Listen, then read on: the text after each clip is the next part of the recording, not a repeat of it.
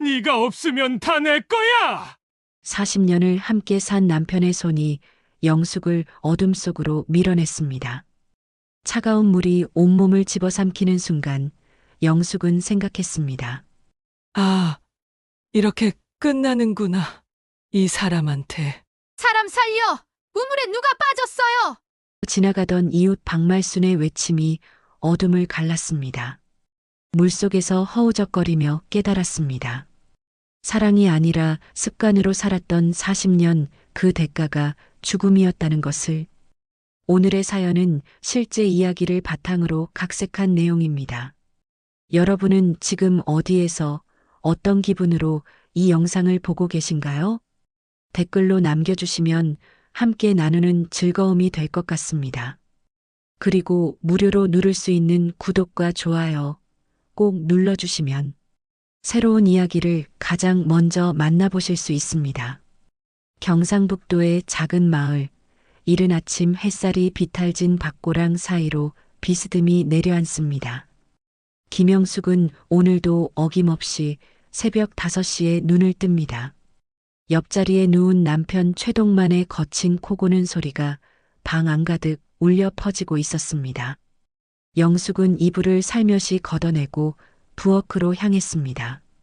찬물에 얼굴을 씻고 된장찌개를 끓이고 밥을 안치는 일은 40년 넘게 반복해온 일장이었습니다. 손은 저절로 움직이지만 마음 한구석은 늘 공허했습니다. 부엌 창문 너머로 보이는 뒷마당 우물이 눈에 들어옵니다. 이 우물은 영숙의 할아버지 때부터 있던 것입니다. 예전에는 마을 전체가 이런 우물을 사용했지만 이제는 거의 다 수도가 들어왔습니다. 하지만 영숙네 집은 산비탈 끝자락에 위치해 있어서 상수도 공사를 하려면 비용이 너무 많이 든다고 했습니다. 동만은 그 돈으로 뭘 하겠냐며 우물을 그대로 쓰자고 했습니다. 사실 영숙은 우물물이 더 좋았습니다. 여름에는 시원하고 겨울에는 따뜻한 김이 모락모락 피어 올랐으니까요. 영숙은 두레박으로 물을 길어 올려 세수를 하고 채소를 씻습니다. 그 우물은 시집올 때부터 함께했던 것입니다. 영숙의 삶이 고스란히 담긴 공간이었습니다. 자식들 기저귀 빨고 김장 배추 씻고 더운 여름날 수박 담가 놓던 곳. 하지만 요즘 들어 그 우물을 볼 때마다 왠지 모를 서늘함이 느껴졌습니다. 이유는 알 수 없었습니다. 그저 막연한 불안감이었습니다. 최동만은 65의 나이에도 여전히 욕심이 많은 사람이었습니다. 젊은 시절부터 그는 땅과 돈에 집착했습니다. 마을 사람들 사이에서도 동만은 악착같이 돈을 모으는 사람으로 소문나 있었습니다. 영숙과 결혼한 것도 어쩌면 그녀의 집안이 논 면마지기를 가지고 있었기 때문이라는 말이 돌기도 했습니다. 하지만 영숙은 그런 소문을 애써 외면했습니다. 결혼이란 원래 그런 것이라고 참고 살다 보면 정이 들 거라고 믿었으니까요. 40년이 지난 지금 영숙은 그 믿음이 틀렸다는 걸 깨닫고 있었습니다. 아침상을 차려놓고 영숙이 남편을 깨웁니다. 동만은 부스스한 얼굴로 일어나 밥상 앞에 앉았습니다. 한 숟가락 뜨더니 무심하게 내뱉습니다. 요즘 땅값이 또 올랐다던데. 우리 집 뒤 그 밭 재개발 구역에 포함될지도 모른다고 했어. 영숙은 대답하지 않았습니다. 늘 듣던 이야기였으니까요. 동만은 아침부터 신문을 뒤적이며 부동산 시세를 확인했습니다. 그의 머릿속에는 오직 땅과 돈뿐이었습니다. 영숙이 아침상을 차리느라 얼마나 애썼는지, 밤새 허리가 아파 잠을 설쳤는지, 그런 건 전혀 관심 밖이었습니다. 여보, 밥이 좀 짜지 않아요? 영숙이 조심스럽게 물었습니다. 동만은 고개도 들지 않고 대답했습니다. 그런가? 나는 모르겠는데. 그리고는 다시 신문에 눈을 박았습니다. 영숙은 한숨을 삼켰습니다. 예전에는 이런 작은 대화라도 있었는데 요즘은 그마저도 사라져가고 있었습니다. 식탁 위의 침묵이 점점 더 무겁게 느껴졌습니다. 점심때가 되면 영숙은 밭으로 나갑니다. 고추밭 사이를 오가며 빨갛게 익은 고추를 따고 풀을 뽑고 땀을 닦습니다. 허리는 아프지만 쉴 틈이 없습니다. 여름 햇볕은 뜨겁고 땀은 등을 타고 흘러내립니다. 손은 까칠해지고 손톱 밑에는 흙이 끼었습니다. 영숙은 잠시 허리를 펴고 하늘을 올려다봅니다. 구름 한 점 없는 푸른 하늘. 저 하늘 아래서 나는 무엇을 위해 살고 있는 걸까? 문득 그런 생각이 들었습니다. 오후가 되면 집으로 돌아와 저녁 준비를 해야 합니다. 감자를 까고 고기를 씻고 국을 끓입니다. 동마는 저녁 6시가 되면 어김없이 밥상을 기다립니다. 조금이라도 늦으면 불평을 늘어놓습니다. 왜 이렇게 늦어? 배고파 죽겠네. 영숙은 아무 말 없이 밥그릇을 내려놓습니다. 감사하다는 말 한마디 없이 동마는 숟가락을 들고 밥을 먹기 시작합니다. 영숙은 맞은편에 앉아 그 모습을 바라봅니다. 언제부터였을까? 이 사람 얼굴을 보는 게 이렇게 피곤해진 건. 저녁이 되면 동마는 친구들과 술을 마시러 나가거나 집에서 혼자 소주를 마시며 텔레비전을 봅니다. 술이 취하면 같은 말을 되풀이합니다. 이 땅값만 오르면 우리도 서울 아파트 하나쯤은 살 수 있어. 그럼 애들한테도 떳떳하지. 영숙은 그 말을 듣고 있으면 가슴이 답답해집니다. 서울 아파트가 뭐 그리 중요한지 지금 이 집에서도 충분히 살 수 있는데 왜 자꾸 더 큰 것만 바라보는지 이해할 수 없었습니다. 하지만 영숙은 말하지 않았습니다. 말해봤자 소용없다는 걸 알고 있었으니까요. 그저 고개를 끄덕이고 설거지를 하고 또 하루를 버텨냅니다. 밤이 되면 영숙은 혼자 뒷마당에 나가 앉곤 합니다. 여름밤 풀벌레 소리가 귓가를 스치고 어둠 속에서 우물의 윤곽이 어렴풋이 보입니다. 영숙은 그 우물을 바라보며 생각합니다. 저 우물처럼 나도 깊고 어두운 곳에 갇혀 있는 건 아닐까? 아무리 두레박을 올려도 끝없이 물만 길어 올리는 그런 삶을 살고 있는 건 아닐까? 한숨이 절로 나왔습니다. 어느 날 저녁 동만이 평소보다 더 많이 취해서 돌아왔습니다. 비틀거리며 대문을 열고 들어오더니 영숙에게 퉁명스럽게 말했습니다. 당신 요즘 나한테 뭐 불만 있어? 영숙은 깜짝 놀라 고개를 들었습니다. 무슨 소리예요? 불만이 어디 있어요? 동만은 비웃듯 코웃음을 쳤습니다. 맨날 똑같은 얼굴로 살면서 말이야. 당신도 이제 늙었어. 나도 늙었고. 그 말에 영숙은 아무 대꾸도 하지 못했습니다. 가슴속 깊은 곳에서 무언가가 스르르 내려앉는 기분이었습니다. 동만은 그날 밤 내내 중얼거렸습니다. 땅만 있으면 뭐해? 돈이 되어야지. 돈이. 영숙은 그 말을 들으며 잠을 이루지 못했습니다. 왠지 모르게 불길한 예감이 들었습니다. 동만의 눈빛이 예전과 달랐습니다. 무언가를 숨기고 있는 듯한, 계산하는 듯한 눈빛이었습니다. 겉으로 보면 평범한 부부였습니다. 마을 사람들도 그렇게 생각했습니다. 동만이네 부부 참 오래 살았지. 저렇게 살다 보면 정이 들기 마련이야. 하지만 영숙은 알고 있었습니다. 정이 아니라 습관으로 살고 있다는 것을, 사랑이 아니라 의무로 버티고 있다는 것을, 매일 조금씩 지쳐가고 있다는 것을.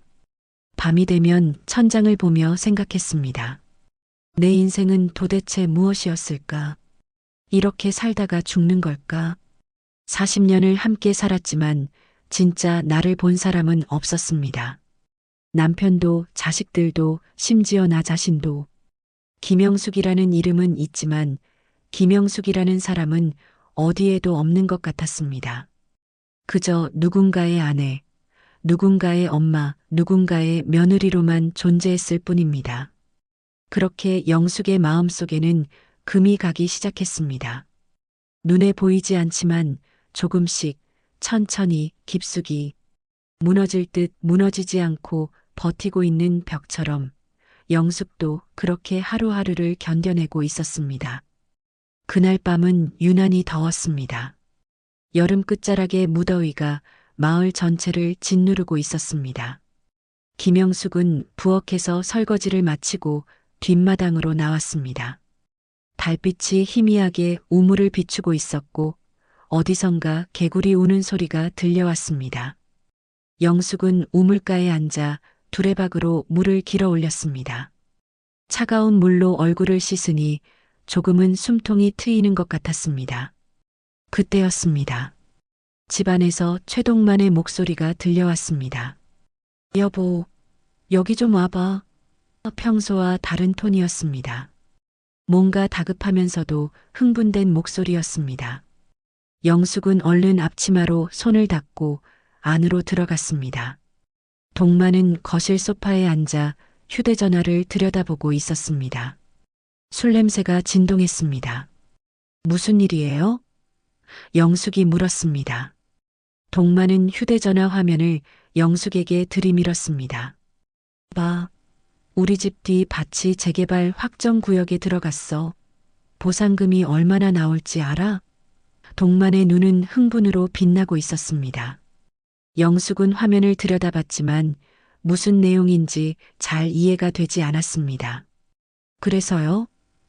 영숙이 조심스럽게 물었습니다. 동만은 짜증스럽게 말했습니다. 그래서 우리가 부자 된다는 소리야. 이 땅만 팔면 서울에 아파트 사고도 남아. 이제 좀 제대로 살 수 있다고. 영숙은 고개를 끄덕였지만 마음 한구석이 편치 않았습니다.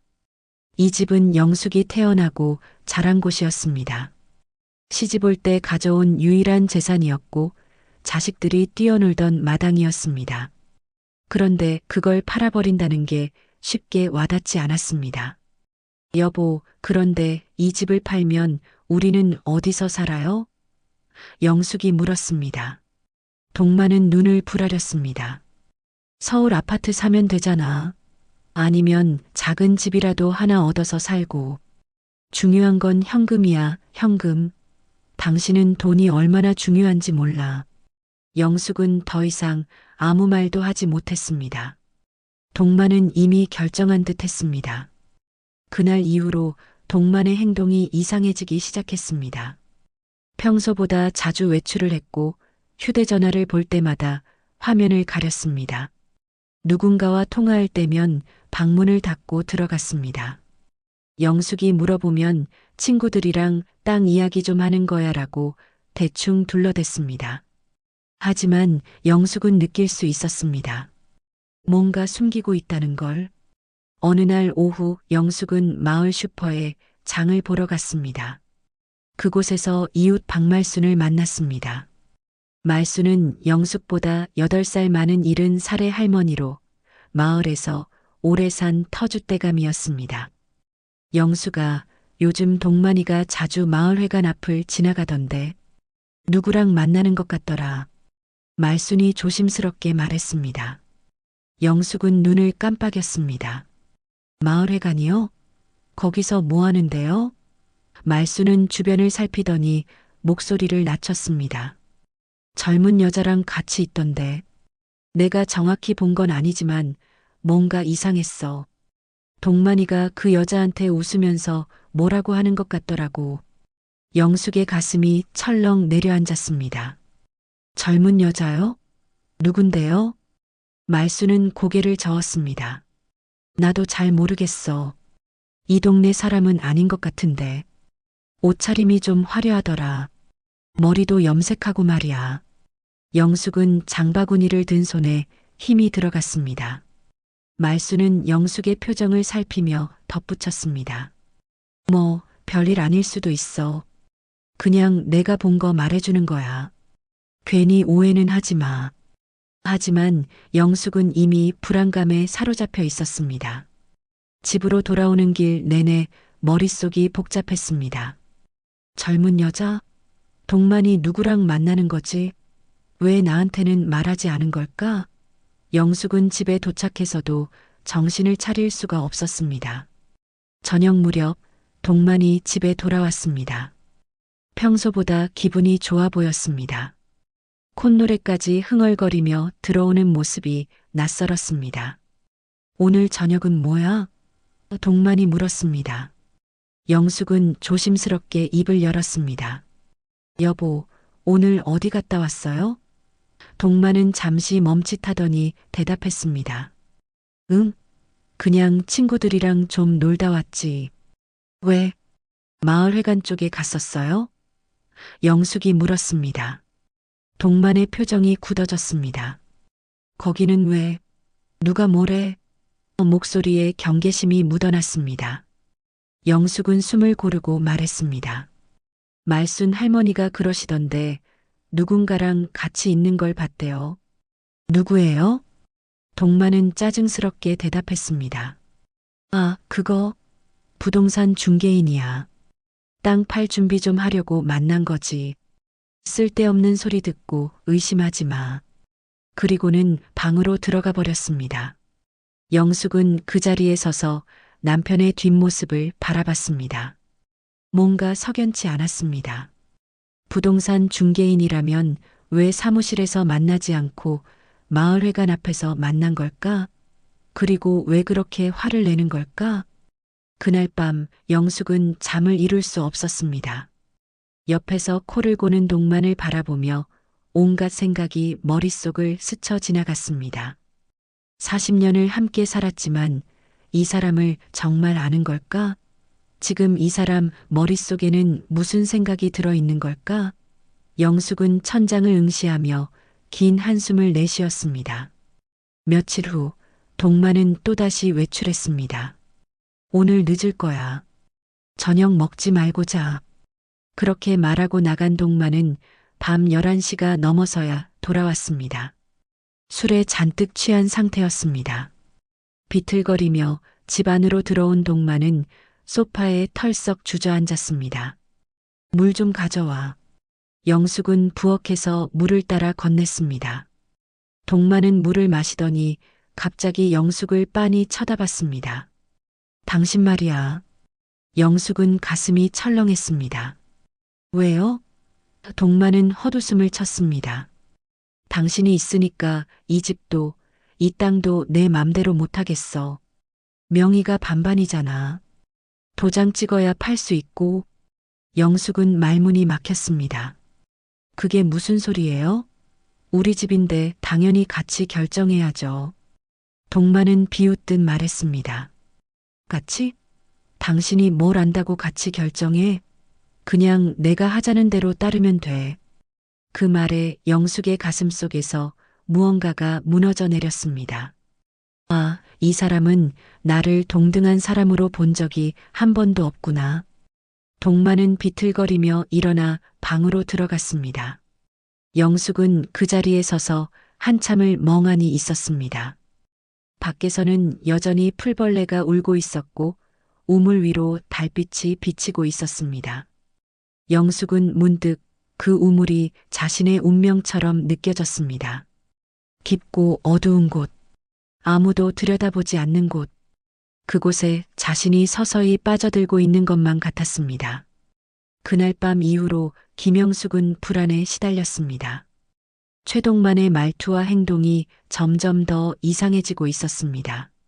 술을 마실 때마다 영숙을 향한 말들이 거칠어졌고 눈빛에는 알 수 없는 감정이 담겨 있었습니다. 영숙은 밤마다 잠을 설쳤습니다. 옆에서 코를 고는 남편이 어느 순간 낯선 사람처럼 느껴졌습니다. 여름 끝자락의 어느 저녁이었습니다. 해가 지고 어둠이 내려앉을 무렵 동만은 또다시 술을 마시고 돌아왔습니다. 평소보다 훨씬 더 많이 취한 상태였습니다. 대문을 벌컥 열고 들어오더니 영숙을 노려봤습니다. 당신 오늘 박말순한테 또 뭐라고 했어? 영숙은 깜짝 놀라 뒤로 물러났습니다. 아무 말도 안 했어요. 왜 그러세요? 동만은 비틀거리며 다가왔습니다. 거짓말하지 마. 마을 사람들한테 내 뒷담화 한다며? 내가 누구랑 만난다고 떠들고 다닌다며? 술 냄새가 진동했습니다. 영숙은 고개를 저었습니다. 그런 적 없어요. 진짜예요. 하지만 동만은 듣지 않았습니다. 그는 영숙의 팔을 거칠게 붙잡았습니다. 당신 때문에 다 망쳐. 네가 있으니까 이 집도 이 땅도 내 맘대로 못해. 영숙은 팔을 빼려고 했지만 동만의 힘이 생각보다 셌습니다. 놔주세요. 아파요. 영숙이 소리쳤습니다. 동만은 영숙을 끌고 뒷마당으로 나갔습니다. 어둠 속에서 우물의 윤곽이 희미하게 보였습니다. 영숙의 심장이 미친 듯이 뛰기 시작했습니다. 여보, 왜 이래요? 정신 차려요. 동만은 영숙을 우물 앞까지 끌고 갔습니다. 네가 없으면 다 내 거야. 땅도 돈도 전부 다. 그의 목소리는 광기에 가득 차 있었습니다. 영숙은 그제야 깨달았습니다. 이 사람은 진심이구나. 정말로 나를 없애려고 하는구나. 안 돼요. 제발. 영숙이 비명을 질렀습니다. 바로 그 순간 동만은 영숙을 우물 안으로 밀어 넣었습니다. 찰랑하는 물소리와 함께 영숙의 몸이 차가운 물속으로 빠져들었습니다. 물은 생각보다 깊었고 차가웠습니다. 영숙은 숨이 막혔습니다. 손을 휘저으며 물 위로 올라가려 했지만 젖은 옷이 몸을 끌어내렸습니다. 살려주세요. 사람 살려. 영숙은 있는 힘을 다해 소리쳤습니다. 차가운 물이 코와 입으로 들어왔습니다. 이대로 죽는 건가? 이렇게 끝나는 건가? 영숙의 머릿속에 온갖 생각들이 스쳐 지나갔습니다. 자식들의 얼굴, 젊은 시절의 추억, 그리고 이 모든 걸 함께한 40년의 세월. 사람 살려. 누구 없어요. 영숙은 다시 한번 외쳤습니다. 목소리는 떨렸고 힘이 점점 빠져나갔습니다.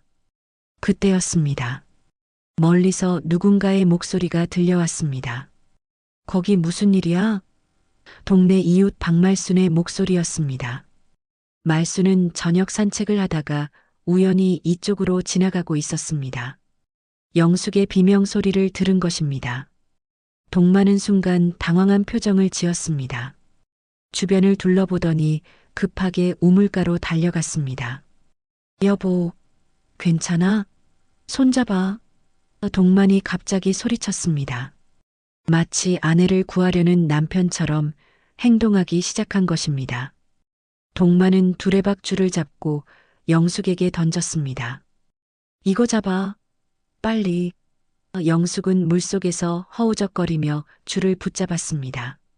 하지만 동만 혼자 힘으로는 영숙을 끌어올리기 어려웠습니다.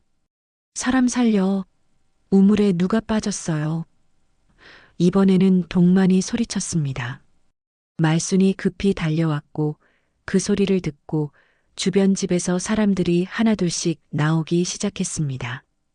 불이 켜지고 발소리가 들리고 목소리들이 가까워졌습니다. 마을 사람들이 우르르 몰려왔습니다. 어떻게 된 거야? 영숙이가 우물에 빠졌다고. 사람들이 소리치며 우물가로 모여들었습니다. 동만은 땀을 뻘뻘 흘리며 줄을 잡고 있었습니다. 빨리 도와주세요. 힘이 안 들어가요. 남자 몇 명이 달려와 함께 줄을 잡아당겼습니다. 영숙의 몸이 천천히 위로 올라왔습니다. 영숙은 온몸이 젖은 채로 우물 밖으로 끌려 나왔습니다. 땅바닥에 쓰러져 기침을 하며 물을 토해냈습니다. 숨을 쉴 수 있다는 게 얼마나 감사한지 그때 처음 느꼈습니다. 영숙아, 괜찮아? 정신 차려. 말순이 영숙의 등을 두드렸습니다. 동만은 영숙 옆에 주저앉으며 말했습니다. 여보, 정신 차려. 내가 있어. 괜찮아. 마치 걱정스러운 남편의 모습이었습니다. 하지만 영숙은 알고 있었습니다. 저 사람이 자신을 밀어 넣었다는 걸, 저 걱정스러운 표정이 전부 거짓이라는 걸. 영숙은 떨리는 손으로 말순의 팔을 붙잡았습니다. 할머니, 저를. 하지만 말을 잇지 못했습니다. 동만이 바로 옆에 있었기 때문입니다. 영숙은 동만을 올려다봤습니다. 동만은 영숙과 눈이 마주치자 잠깐 표정이 굳어졌습니다. 하지만 금방 다시 걱정스러운 얼굴로 돌아왔습니다. 어떻게 된 거야? 왜 우물에 빠진 거야? 마을 사람들이 물었습니다. 동만은 황급히 대답했습니다. 우리 둘이 뒷마당에 나와 있었는데 내가 술을 좀 마셔서 비틀거렸어요. 그러다가 아내가 나를 부축하려고 다가왔는데 같이 넘어지면서 우물에 빠진 거예요. 내가 잡으려고 했는데 못 잡았어요. 동만의 설명은 매끄러웠습니다. 술에 취한 남편을 부축하다가 함께 넘어진 사고. 충분히 있을 법한 일이었습니다. 마을 사람들은 웅성거렸습니다. 아이고, 술 조심해야지. 다행히 큰일은 안 났네. 동만이가 그래도 아내 구하려고 애쓴 거 봐. 하지만 말순은 의심스러운 눈초리로 동만을 바라봤습니다. 동만아, 근데 내가 올 때 영숙이 소리 지르는 거 들었는데 사람 살려달라고 하던데? 동만은 잠깐 당황했지만 곧 대답했습니다. 그야 물에 빠져서 무서웠으니까 그랬겠죠. 나도 놀라서 소리 질렀고요. 영숙은 말하고 싶었습니다. 사고가 아니라고, 남편이 자신을 밀어 넣었다고. 하지만 입이 떨어지지 않았습니다. 말해봤자 믿어줄 사람이 있을까? 증거도 없고 목격자도 없는데. 오히려 자신이 남편을 모함하는 사람으로 보일지도 몰랐습니다.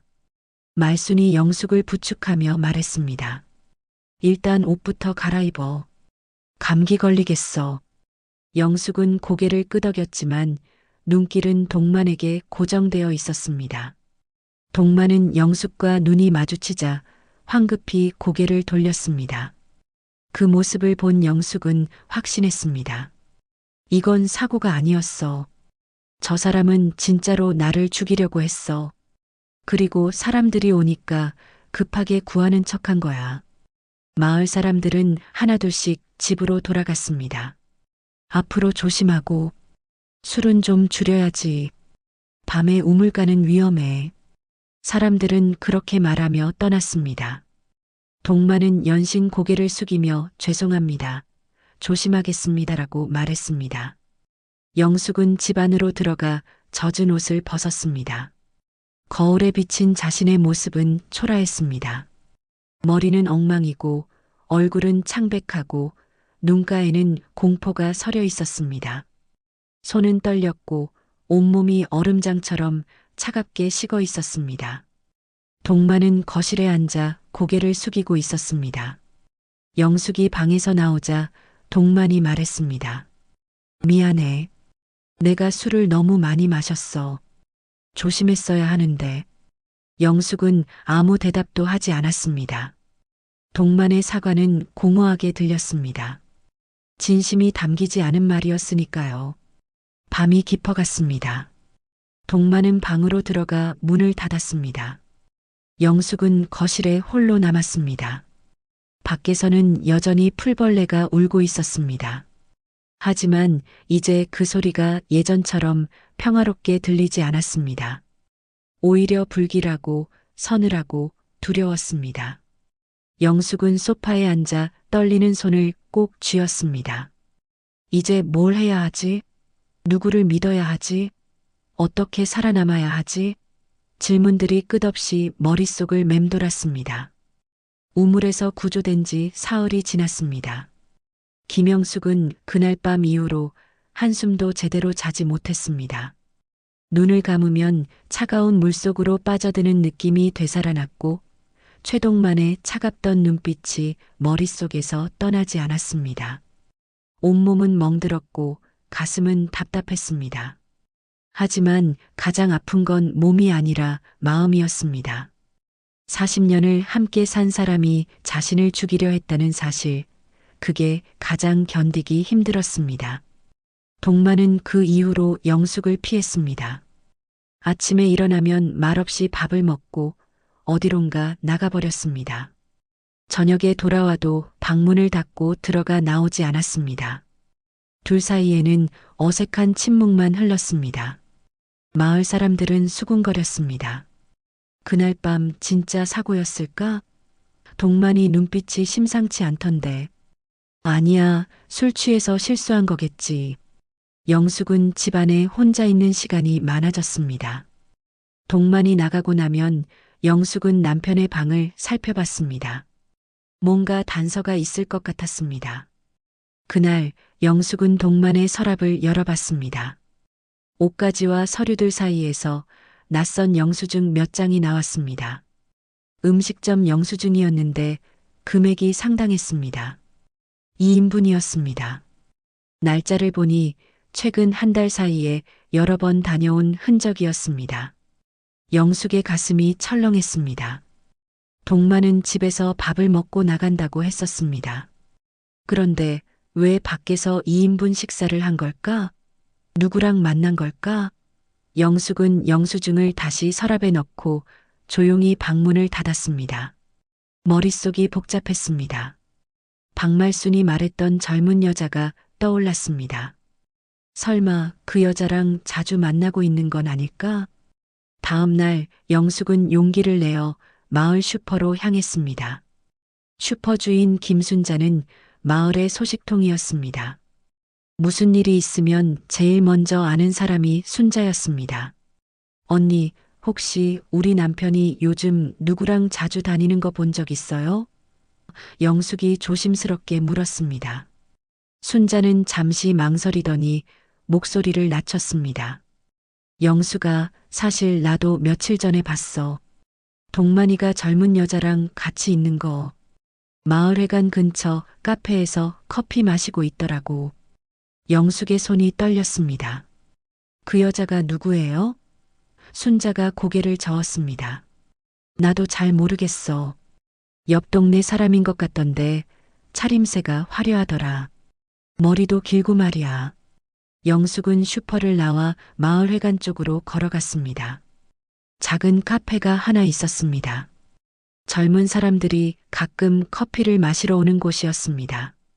영숙은 카페 앞에서 잠시 멈춰 섰습니다. 안으로 들어갈까 말까 고민하다가 그냥 지나쳤습니다. 뭘 알아낸다고 해도 달라질 게 있을까 싶었습니다. 그날 저녁 동만이 집에 돌아왔습니다. 평소보다 일찍 들어온 편이었습니다. 영숙은 저녁상을 차려놓고 동만을 기다렸습니다. 동만은 말없이 밥상 앞에 앉았습니다. 영숙은 용기를 내어 입을 열었습니다. 여보, 요즘 누구 만나고 다니는 거 있어요? 동만은 수저를 든 채 멈칫했습니다. 왜? 또 누가 뭐래? 아니요. 그냥 궁금해서요. 요즘 자주 밖에 나가시길래. 영숙의 목소리는 떨렸습니다. 동만은 짜증스럽게 대답했습니다. 친구들이랑 만나는 거 있어. 땅 이야기도 하고. 왜 자꾸 캐물어? 영숙은 더 이상 묻지 못했습니다. 동만의 표정이 굳어 있었기 때문입니다. 며칠 후 영숙은 우연히 동만의 휴대전화를 보게 됐습니다. 동만이 화장실에 가면서 전화를 거실에 두고 간 것입니다. 영숙은 잠시 망설이다가 전화를 집어들었습니다. 잠금이 걸려 있지 않았습니다. 메시지함을 열어보니 낯선 번호에서 온 문자들이 보였습니다. 오빠, 오늘 못 봐서 아쉬워요. 다음에 또 만나요. 오빠 생각나요. 빨리 보고 싶어요. 우리 약속 잊지 않으셨죠? 영숙의 손이 떨렸습니다. 문자를 보낸 사람의 이름은 저장되어 있지 않았지만 내용만으로도 충분했습니다. 동만은 분명 누군가와 만나고 있었습니다. 그것도 아주 친밀한 관계로. 영숙은 재빨리 그 번호를 자신의 휴대전화에 저장했습니다. 그리고 동만의 전화를 제자리에 놓았습니다. 가슴이 두근거렸습니다. 화장실에서 나온 동만은 아무것도 모른 채 전화를 집어들고 다시 방으로 들어갔습니다. 그날 밤 영숙은 잠들지 못하고 뒤척였습니다. 머릿속으로 온갖 생각이 스쳐 지나갔습니다. 저 여자가 누구일까? 동만은 저 여자 때문에 나를 우물에 빠뜨린 걸까? 땅과 돈만으로는 설명이 안 됐습니다. 분명 다른 이유가 있을 것 같았습니다. 다음 날 오후 영숙은 저장해둔 번호로 전화를 걸어봤습니다. 가슴이 두근거렸습니다. 신호음이 몇 번 울리고 누군가 전화를 받았습니다. 여보세요? 젊은 여자의 목소리였습니다. 영숙은 숨을 고르고 말했습니다. 실례지만 누구세요? 전화 너머로 잠시 침묵이 흘렀습니다. 누구시길래 이러세요? 여자의 목소리에는 경계심이 묻어났습니다. 영숙은 단호하게 말했습니다. 저는 최동만의 아내입니다. 당신은 누구죠? 다시 침묵이 흘렀습니다. 그리고 여자가 말했습니다. 아, 그러시군요. 저는 윤정이라고 합니다. 동만 오빠랑은 친한 사이예요.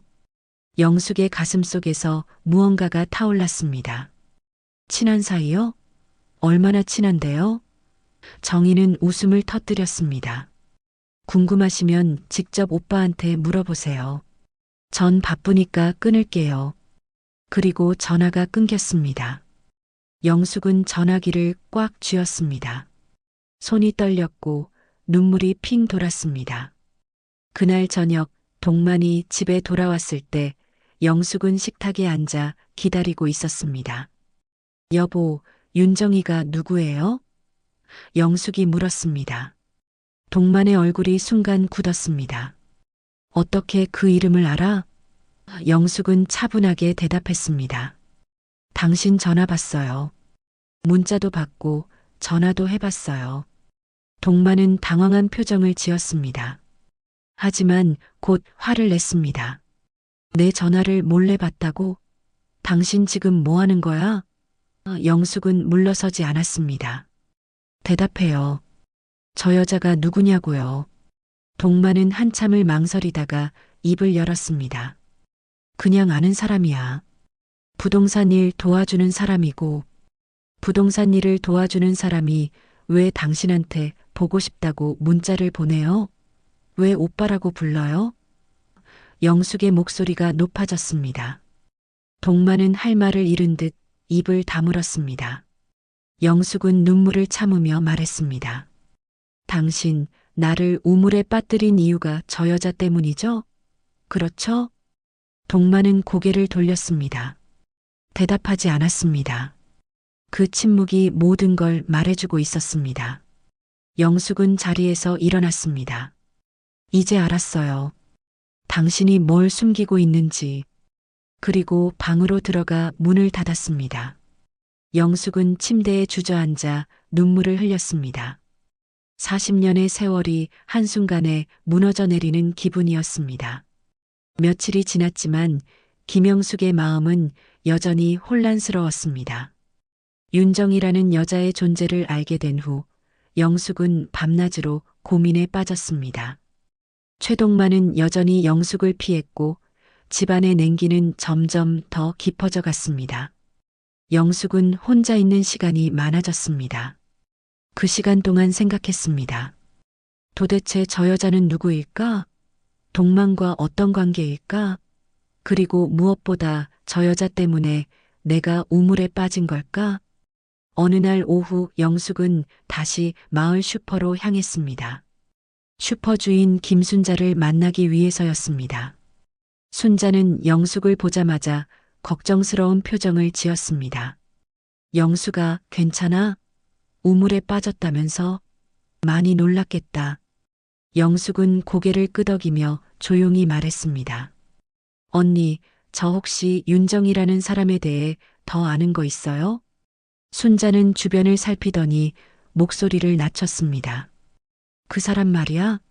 내가 들은 바로는 옆 동네에 사는 과부래. 남편이 몇 년 전에 돌아가셨다던데 그 이후로 혼자 산다고 해. 근데 말이 많아. 돈 많은 남자들한테 접근한다는 소문이 있거든. 영숙의 가슴이 철렁 내려앉았습니다. 그럼 우리 남편도. 순자가 한숨을 쉬었습니다. 영수가 내가 더 알아봤는데 말이야. 그 여자가 동만이한테 접근한 이유가 있대. 재개발 보상금 때문이래. 동만이네 땅이 재개발 구역에 포함됐잖아. 그 소식 듣고 일부러 접근한 거라는 얘기가 있어. 영숙은 숨이 막혔습니다. 그럼 처음부터 계획적이었다는 거예요? 순자는 고개를 끄덕였습니다. 그런 것 같아. 그 여자가 동만이한테 잘해주고 귀여움 받으려고 애쓰는 거 여러 사람이 봤대. 카페에서 커피도 사주고 밥도 사주고. 동만이가 완전히 넘어간 것 같더라. 영숙의 눈에 눈물이 맺혔습니다. 그래서 나를 없애려고 한 거구나. 순자가 영숙의 손을 잡았습니다. 영숙아, 이거 그냥 넘어갈 일이 아니야. 당신 목숨이 위험해. 경찰이든 어디든 신고해야 해. 영숙은 고개를 저었습니다. 증거가 없어요. 다들 사고라고 생각하잖아요. 남편도 술 취해서 실수했다고 했고. 순자가 안타까운 표정을 지었습니다. 그래도 뭔가 방법이 있을 거야. 포기하지 마. 영숙은 슈퍼를 나와 집으로 돌아왔습니다. 마음속으로 결심했습니다. 이대로 당하고만 있을 수는 없어. 내가 직접 알아내야 해. 영숙은 동만의 행적을 주의 깊게 살피기 시작했습니다. 동만이 어디를 가는지, 누구를 만나는지, 언제 돌아오는지 일일이 확인했습니다. 며칠 후 영숙은 동만을 뒤따라가 보기로 했습니다. 동만이 친구 만나러 간다며 집을 나서자 영숙도 조용히 뒤를 따랐습니다. 동만은 마을을 벗어나 옆 동네로 향했습니다. 영숙은 멀찌감치 떨어져서 따라갔습니다. 동만은 작은 카페 앞에서 멈춰 섰습니다. 그리고 잠시 후 한 여자가 나타났습니다. 영숙은 숨을 죽이고 지켜봤습니다. 그 여자가 바로 윤정이었습니다. 긴 머리에 화려한 옷을 입은 39살 정도로 보이는 여자였습니다. 정희는 동만을 보자 환하게 웃으며 다가갔습니다. 동만의 팔을 잡고 애교를 부렸습니다. 오빠, 오늘은 일찍 왔네요? 동만도 웃으며 대답했습니다. 응, 빨리 보고 싶어서. 둘은 카페 안으로 들어갔습니다. 영숙은 카페 창문 너머로 그들을 지켜봤습니다. 정희는 동만의 손을 잡고 무언가 얘기했습니다. 동만은 고개를 끄덕이며 웃고 있었습니다. 영숙의 가슴이 찢어지는 것 같았습니다. 40년을 함께 산 남편이 저렇게 다른 여자와 친밀하게 지내고 있다니. 1시간쯤 지났을까 둘이 카페를 나왔습니다. 영숙은 재빨리 근처 골목으로 숨었습니다. 정희가 동만에게 말했습니다. 오빠, 그 이야기는 생각해봤어요? 제가 지난번에 말한 거요. 동만이 고개를 끄덕였습니다. 응, 생각 중이야. 근데 아직 좀 복잡해서. 정희가 동만의 팔을 잡으며 속삭였습니다. 오빠, 빨리 결정해야 해요. 시간이 없잖아요. 재개발 보상금 나오면 우리 새 출발할 수 있어요. 동만이 한숨을 쉬었습니다. 알아. 근데 집사람 문제가 있어서. 정희가 짜증스럽게 말했습니다. 그러니까 빨리 정리하라니까요. 오빠만 결심하면 되잖아요. 영숙은 그 대화를 듣고 온몸에 소름이 돋았습니다. 정리하라고? 나를 정리하라는 건가? 영숙은 더 이상 듣고 있을 수 없어서 그 자리를 떠났습니다. 집으로 돌아오는 길 내내 머릿속이 복잡했습니다. 저 여자는 처음부터 계획적으로 동만에게 접근했고 보상금을 노리고 있었습니다. 그리고 동만은 영숙을 없애고 정의와 새 삶을 시작하려는 것 같았습니다. 집에 도착한 영숙은 방에 들어가 주저앉았습니다. 어떻게 해야 할까? 경찰에 신고해야 할까? 하지만 증거가 없었습니다. 대화를 엿들었다고 해도 그게 증거가 될까? 영숙은 고민 끝에 휴대전화를 꺼냈습니다. 서울에 사는 딸에게 전화를 걸었습니다. 여보세요, 엄마. 딸 수진의 목소리가 들렸습니다. 영숙은 울음을 참으며 말했습니다. 수진아, 엄마 좀 도와줄래? 수진은 엄마의 떨리는 목소리를 듣고 놀랐습니다. 엄마, 무슨 일이야? 왜 그래? 영숙은 그동안 있었던 일을 하나하나 설명했습니다. 우물에 빠진 일, 윤정이라는 여자, 그리고 오늘 목격한 대화까지. 수진은 충격을 받은 듯 잠시 말이 없었습니다. 그리고 단호하게 말했습니다. 엄마, 내가 내일 당장 내려갈게. 이거 그냥 넘어갈 일이 아니야. 경찰이든 변호사든 다 찾아가야 해. 증거가 없으면 아무도 안 믿어줘.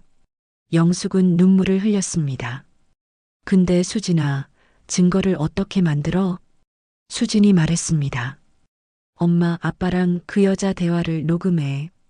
휴대전화 녹음 기능 있잖아. 다음에 또 만나면 따라가서 녹음해봐. 그게 증거가 될 수 있어. 영숙은 고개를 끄덕였습니다. 알겠어. 해볼게. 수진이 덧붙였습니다. 엄마, 조심해. 아빠가 눈치채면 안 돼. 그리고 혹시 모르니까 밤에 방문 꼭 잠그고 자. 전화를 끊고 영숙은 한참을 생각했습니다. 녹음을 하자. 증거를 만들자. 그래야 살아남을 수 있어. 영숙은 결심했습니다. 이제 더 이상 당하고만 있지 않겠다고. 내 목숨을 지키기 위해, 그리고 진실을 밝히기 위해 싸우겠다고. 그날 밤 동만이 집에 돌아왔습니다. 평소처럼 말없이 저녁을 먹고 방으로 들어갔습니다.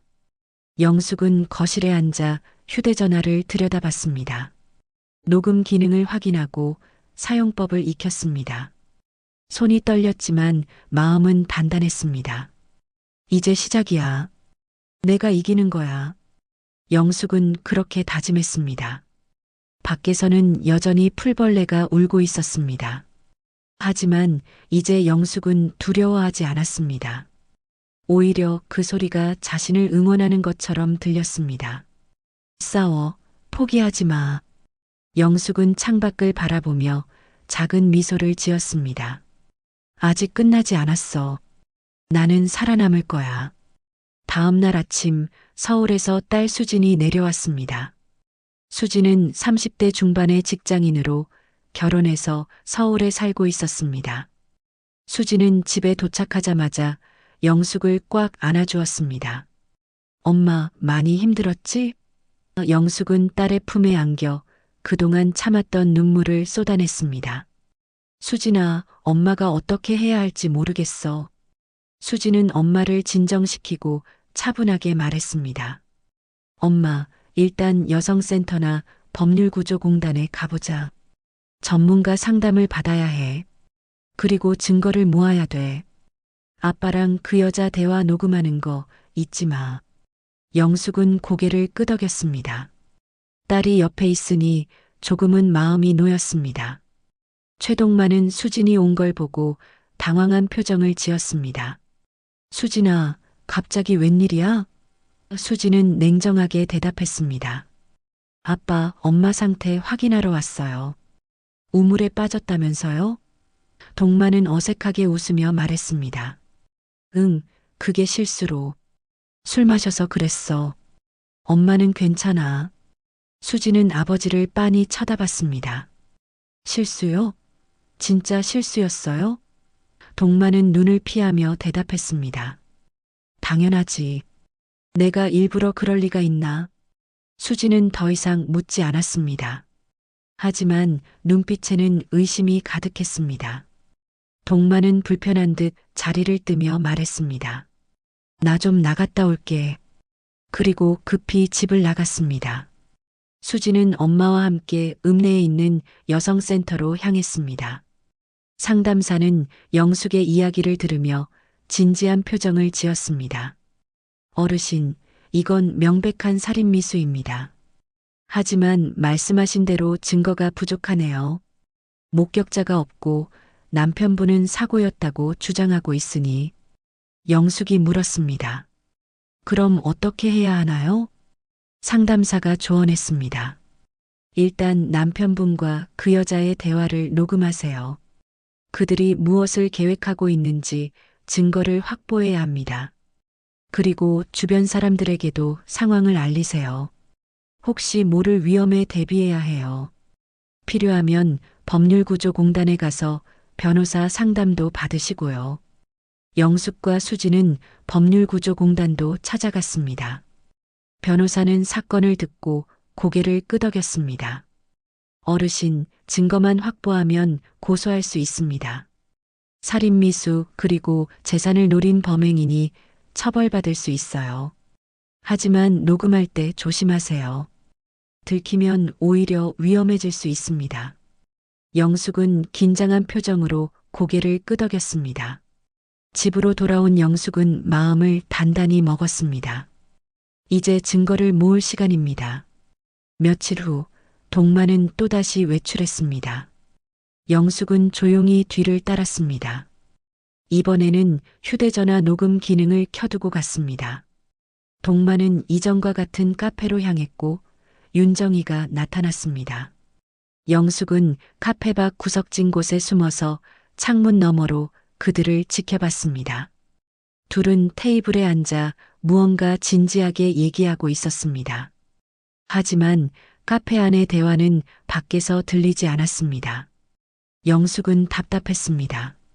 어떻게 해야 그들의 대화를 녹음할 수 있을까? 1시간쯤 지나 둘이 카페를 나왔습니다. 영숙은 재빨리 근처 나무 뒤로 숨었습니다. 다행히 둘은 카페 밖 벤치에 앉았습니다. 영숙은 조금 더 가까이 다가가 덤불 뒤에 몸을 숨겼습니다. 휴대전화 녹음 버튼을 눌렀습니다. 심장이 쿵쾅거렸습니다. 정희의 목소리가 들렸습니다. 오빠 언제까지 기다려야 해요? 보상금 나오는 거 확정됐잖아요. 동만이 한숨을 쉬었습니다. 알아. 근데 집사람 명의가 반이라서 도장을 받아야 팔 수 있어. 정희가 짜증스럽게 말했습니다. 그러니까 아줌마만 없으면 되잖아요. 오빠가 결심만 하면 돼요. 동만이 조심스럽게 말했습니다. 지난번에 우물에. 근데 실패했잖아. 사람들이 와서. 정희가 낮은 목소리로 속삭였습니다. 그러니까 더 조심해서 해야죠. 이번에는 완벽하게. 아무도 모르게. 영숙은 숨이 막혔습니다. 손이 떨렸지만 녹음은 계속했습니다. 동만이 불안한 목소리로 말했습니다. 근데 정희야, 정말 괜찮은 거야? 나중에 문제 안 생기고? 정희가 동만의 손을 잡으며 말했습니다. 오빠, 걱정 마요. 우리 조심하면 돼요. 그리고 보상금 받으면 서울로 가면 되잖아요. 아무도 우릴 찾지 못해요. 동만이 잠시 망설이더니 말했습니다. 그래, 알았어. 곧 기회를 만들게. 정희가 환하게 웃었습니다. 오빠 최고. 빨리 끝내고 우리 새 삶 시작해요. 아, 그리고 오빠, 나 사실은 당신 아이를 가진 것 같아요. 동만이 깜짝 놀라며 물었습니다. 뭐, 정말이야? 정희가 가방에서 서류를 꺼냈습니다. 여기 봐요. 병원에서 받은 진단서예요. 임신 확정이래요. 동만은 서류를 보며 기뻐했습니다. 세상에, 우리 아이라니. 정희야, 고마워. 정희가 애교를 부렸습니다. 그러니까 오빠 빨리 결정해요. 우리 아이 위해서라도. 영숙은 그 대화를 듣고 분노가 치밀어 올랐습니다. 저 여자가 임신까지 했다니. 하지만 동시에 의심도 들었습니다. 정말 임신이 맞을까? 너무 타이밍이 좋은 것 같았습니다. 영숙은 녹음을 계속하며 그 자리에 숨어 있었습니다. 둘은 잠시 더 얘기하다가 자리에서 일어났습니다. 그럼 오빠 다음 주에 또 봐요. 그때까지 계획 세워놔요. 정희가 말했습니다. 동만이 고개를 끄덕였습니다. 알았어. 조심해서 가. 둘은 각자 헤어졌습니다. 동만은 집 쪽으로, 정희는 반대 방향으로 걸어갔습니다.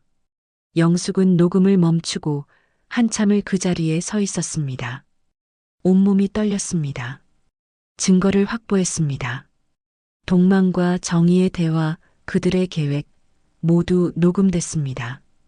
이제 이걸 가지고 어떻게 해야 할까?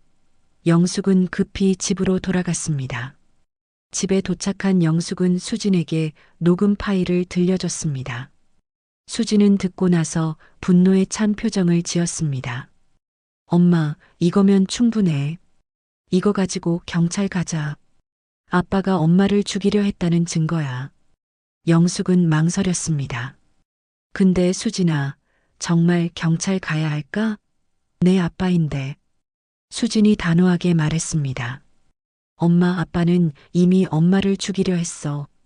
이건 용서할 수 있는 일이 아니야. 엄마 목숨이 더 중요해. 영숙은 눈물을 흘렸습니다. 40년을 함께 산 남편을 고소한다는 게 쉽지 않았습니다. 하지만 살기 위해서는 어쩔 수 없었습니다.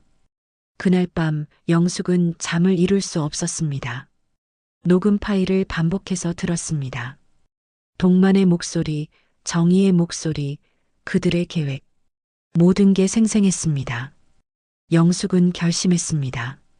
이제 더 이상 물러설 수 없어. 나를 지키기 위해, 그리고 진실을 밝히기 위해 싸워야 해. 다음 날 영숙은 수진과 함께 마을 사람들을 만나기로 했습니다. 진실을 알릴 때가 왔습니다. 이제 모든 걸 드러낼 준비가 됐습니다. 영숙은 떨리는 손으로 휴대전화를 꽉 쥐었습니다. 증거는 여기 있어. 이제 세상에 알릴 거야. 김영숙은 더 이상 침묵하지 않습니다. 며칠 후 마을회관에 사람들이 모였습니다. 김영숙이 마을 사람들을 모아달라고 부탁한 것입니다. 처음에는 다들 의아해했습니다. 영숙이가 왜 갑자기 사람들을 모으자는 거야? 무슨 일이 있나? 하지만 박말순을 비롯한 몇몇 이웃들이 도와주어서 마을 주민 대부분이 모일 수 있었습니다. 회관 안은 사람들로 가득 찼습니다. 최동만도 어쩔 수 없이 자리에 앉아 있었습니다. 동만은 불안한 표정으로 주변을 둘러봤습니다. 무슨 일이 벌어질지 감이 잡히지 않았지만 왠지 불길한 예감이 들었습니다. 영숙은 딸 수진과 함께 앞으로 나갔습니다. 사람들의 시선이 일제히 영숙에게 쏠렸습니다. 영숙은 떨리는 목소리로 입을 열었습니다. 오늘 여러분을 이렇게 모신 건 다름이 아니라 제가 겪은 일을 말씀드리기 위해서입니다. 사람들이 웅성거렸습니다. 무슨 일인데? 우물 사건 말하는 건가? 영숙은 숨을 깊이 들이마시고 말을 이었습니다. 지난번에 제가 우물에 빠진 사건 다들 아시죠? 그게 사고가 아니었습니다. 회관이 순간 조용해졌습니다. 모두가 영숙을 주시했습니다. 동만은 자리에서 벌떡 일어났습니다. 당신 지금 무슨 소리 하는 거야? 영숙은 동만을 똑바로 쳐다보며 말했습니다. 사실대로 말하는 거예요. 당신이 나를 우물에 밀어 넣었어요. 회관이 다시 술렁거렸습니다. 뭐라고? 동만이가 영숙이를 밀어 넣었다고? 사람들은 믿기지 않는다는 표정이었습니다. 동만은 황급히 변명했습니다. 말도 안 돼. 그건 사고였어. 내가 술 취해서 실수한 거라고. 하지만 영숙은 물러서지 않았습니다. 아니에요. 당신은 일부러 나를 밀어 넣었어요. 사람들이 오니까 급하게 나를 구하는 척 했을 뿐이죠. 박말순이 나섰습니다. 영숙아, 그게 정말이야? 증거가 있어? 영숙은 고개를 끄덕이며 휴대전화를 꺼냈습니다. 네, 증거가 있습니다. 여러분께 들려드리겠습니다. 영숙은 녹음 파일을 재생했습니다. 회관에 동만과 윤정희의 목소리가 울려 퍼졌습니다. 아줌마만 없으면 되잖아요. 오빠가 결심만 하면 돼요. 지난번에 우물에 근데 실패했잖아. 사람들이 와서. 그러니까 더 조심해서 해야죠. 이번에는 완벽하게. 아무도 모르게. 녹음이 계속 흘러나왔습니다. 사람들은 숨을 죽이고 들었습니다. 동만의 얼굴은 창백해졌습니다. 아내만 없어지면 땅은 내 거야. 보상금으로 정이랑 새 삶 시작한다. 오빠, 빨리 끝내요. 난 당신 아이를 가진 여자니까요. 녹음이 끝나자 회관은 정적에 휩싸였습니다. 잠시 후 사람들이 웅성거리기 시작했습니다. 세상에, 진짜였네. 동만이가 정말 아내를 죽이려 했어? 저 여자는 또 누구야? 한 남자가 물었습니다. 윤정이라는 여자가 누군데? 영숙이 대답했습니다. 옆 동네에 사는 과부입니다. 우리 집 땅이 재개발 구역에 포함됐다는 소식을 듣고 일부러 남편에게 접근했어요. 보상금을 노리고요. 사람들은 충격에 빠졌습니다. 그래서 영숙이를 없애려고 한 거구나. 돈 때문에 아내를 죽이려 하다니. 동만은 당황한 표정으로 변명했습니다. 아니야. 이건 오해야. 그 녹음은 그냥 농담이었어. 진짜가 아니라고. 하지만 아무도 믿지 않았습니다. 녹음 내용은 너무나 명확했습니다. 수진이 앞으로 나서며 말했습니다. 여러분, 이건 농담이 아닙니다. 저희 아버지는 어머니를 살해하려 했어요. 그리고 그 여자와 공모했고요. 마을 이장이 나섰습니다. 동만아, 이게 정말이야? 네가 영숙이를 죽이려고 한 거야? 동만은 말문이 막혔습니다. 할 말을 찾지 못하고 입만 벙긋거렸습니다. 이장이 한숨을 쉬었습니다. 이건 경찰에 신고해야 하는 일이야. 살인 미수잖아. 그때 회관 문이 열리고 한 여자가 들어왔습니다. 바로 윤정이었습니다. 정희는 소식을 듣고 급히 달려온 것 같았습니다. 머리는 헝클어져 있었고 얼굴에는 당황한 기색이 역력했습니다. 무슨 일이에요? 왜 이렇게 사람들이 많아요? 정희가 물었습니다. 영숙이 정희를 똑바로 쳐다보며 말했습니다. 당신이 윤정이죠? 제 남편과 공모해서 나를 죽이려 한 사람. 정희는 얼굴이 하얗게 질렸습니다. 뭔 소리예요? 저는 그런 적 없어요. 영숙은 다시 휴대전화를 들어 녹음을 재생했습니다. 정희의 목소리가 회관에 울려 퍼졌습니다. 녹음을 듣고 정희는 패닉 상태에 빠졌습니다. 아니에요. 이건 오해예요. 하지만 사람들의 눈빛은 차갑기만 했습니다. 저 여자가 바로 꽃뱀이구나. 돈 때문에 남의 가정을 파괴하려 했어. 임신도 거짓말 아니야? 사람들의 비난이 쏟아졌습니다. 한 할머니가 정희에게 물었습니다. 당신 정말 임신했어? 진단서 보여줘봐. 정희는 당황하며 대답했습니다. 그건 말을 잇지 못했습니다. 사실 정희의 임신은 거짓이었습니다. 병원 진단서는 인터넷에서 양식을 구해 조작한 가짜였습니다. 동만을 완전히 자기 편으로 만들기 위한 수단이었을 뿐입니다. 영숙이 조용히 말했습니다. 당신 임신은 거짓이죠? 동만을 속이기 위한 거짓말이었죠? 정희는 할 말을 잃었습니다. 동만은 그제야 정신이 번쩍 들었습니다. 임신이 거짓말이야? 정희를 쳐다봤습니다. 정희는 고개를 숙였습니다. 대답하지 못했습니다. 동만은 충격에 빠진 표정이었습니다. 정희야, 설마 나를 속인 거야?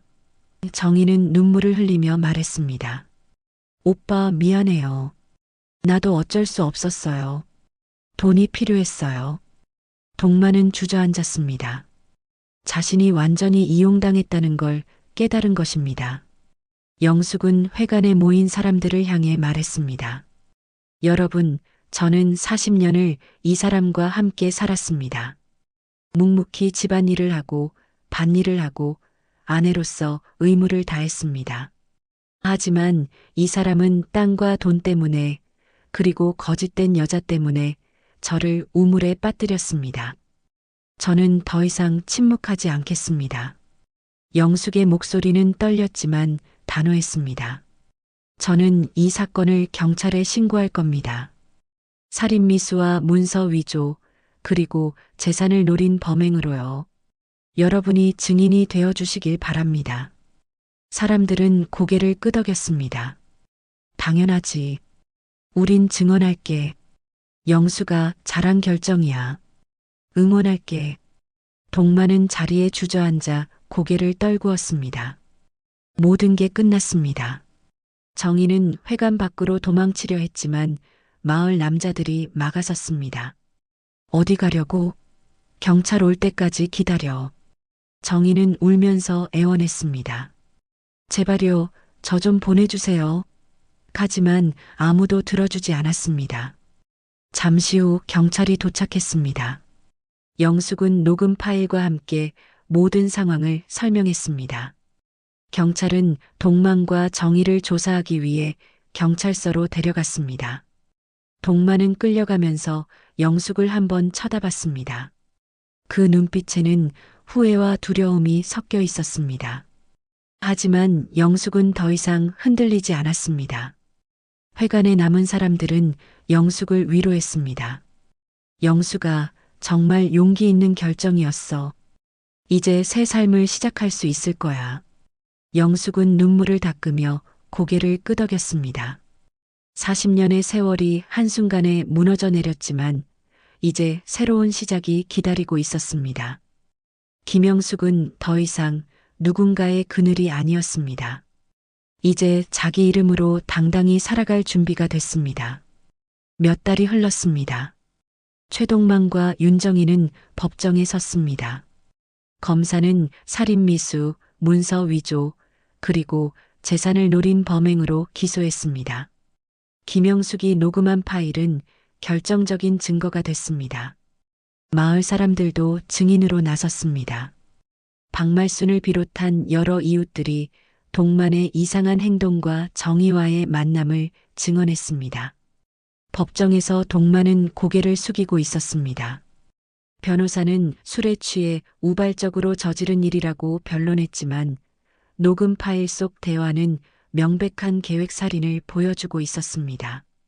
아내만 없으면 땅은 내 거야. 이번에는 완벽하게, 아무도 모르게 같은 말들은 변명의 여지를 주지 않았습니다. 윤정희는 눈물을 흘리며 용서를 빌었습니다.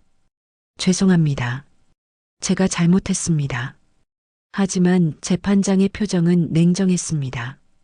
정희가 동만에게 보여준 임신 진단서는 가짜로 밝혀졌습니다. 인터넷에서 양식을 다운받아 병원 도장을 위조한 것이었습니다. 이것만으로도 문서 위조죄가 성립됐습니다. 검사가 물었습니다. 피고인 윤정희, 당신은 처음부터 피해자의 남편 최동만에게 계획적으로 접근했습니까? 정희는 한참을 망설이다가 대답했습니다. 네. 재개발 소식을 듣고 접근했습니다. 법정이 술렁거렸습니다. 정희는 계속 말했습니다. 저는 빚이 많았어요. 남편이 돌아가신 후 혼자 사는 게 너무 힘들었어요. 그래서 돈이 필요했고, 검사가 끊어 말했습니다. 그래서 남의 가정을 파괴하고 사람의 목숨까지 빼앗으려 했습니까? 정희는 고개를 떨구고 아무 말도 하지 못했습니다. 재판장이 동만을 향해 물었습니다. 피고인 최동만, 당신은 40년을 함께 산 아내를 죽이려 한 이유가 무엇입니까? 동만은 떨리는 목소리로 대답했습니다. 저는 돈에 눈이 멀었습니다. 재개발 보상금을 받으면 부자가 될 수 있다는 생각에, 그리고 정희가 아이를 가졌다고 해서. 재판장이 말을 끊었습니다. 임신이 거짓인 줄 알고도 범행을 저질렀습니까? 동만은 고개를 저었습니다. 아니요, 저는 몰랐습니다. 완전히 속았습니다. 방청석에는 영숙과 딸 수진이 앉아 있었습니다. 수진은 증인석에 섰습니다. 눈물을 참으며 말했습니다. 저는 최동만의 딸입니다. 하지만 아버지는 이제 우리 가족이 아닙니다. 법정이 조용해졌습니다. 수진이 계속 말했습니다. 아버지는 어머니를 죽이려 했습니다. 돈과 다른 여자 때문에요. 이런 사람을 아버지라고 부를 수 없습니다.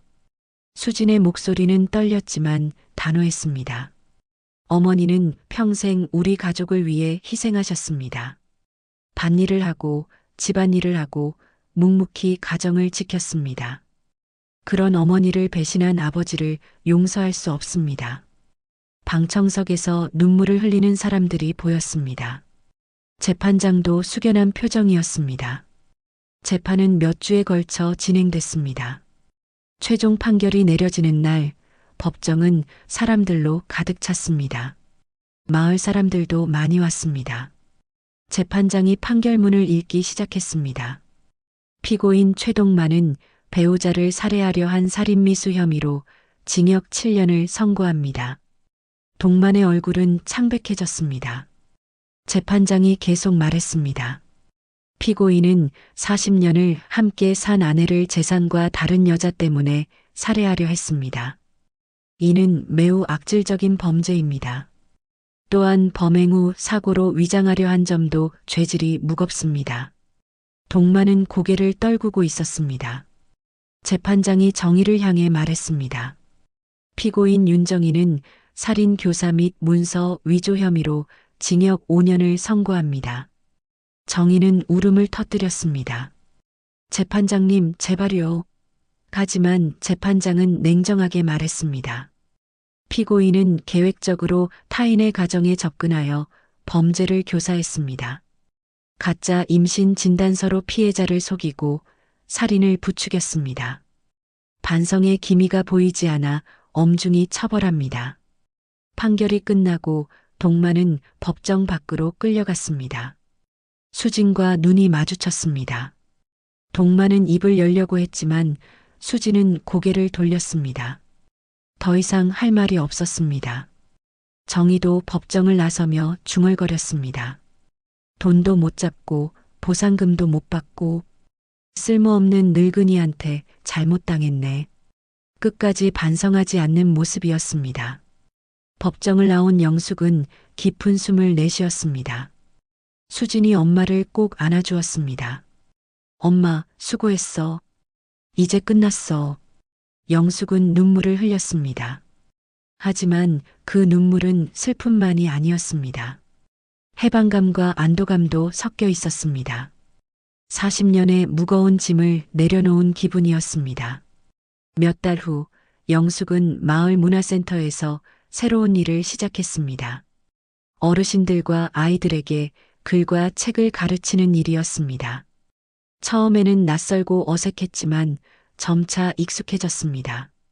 아이들은 영숙을 할머니라고 불렀고 어르신들은 영숙의 용기를 칭찬했습니다.